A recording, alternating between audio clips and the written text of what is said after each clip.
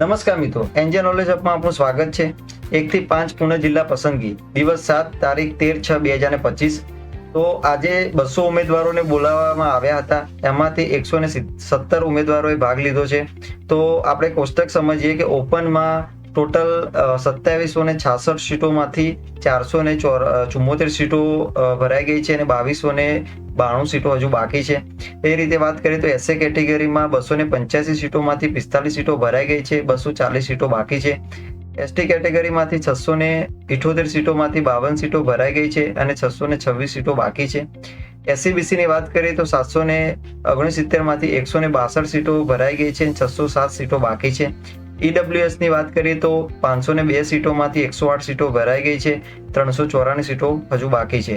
એમ total 5000 માંથી 841 સીટો ભરાઈ ગઈ છે અને 4159 સીટો હજુ બાકી છે। તો ડે 7 માં વાત કરીએ તો ઓપનમાં 71, એસસીમાં 3, એસટીમાં 1, એસસીબીસીમાં 29, જે એસસીબીસીમાં જિલ્લા પસંદગીની ટકાવારી વધતી જાય છે। ઈડબ્લ્યુએસમાં વાત કરીએ તો 13, એમ ટોટલ 117 ઉમેદવારોએ આજે જિલ્લા પસંદગી કરી છે। તો ડે 8માં આપણે જોઈએ કાલે કે કેટલા ઉમેદવારો આવે છે અને કેટલા ઉમેદવારો જિલ્લા પસંદગી કરે છે।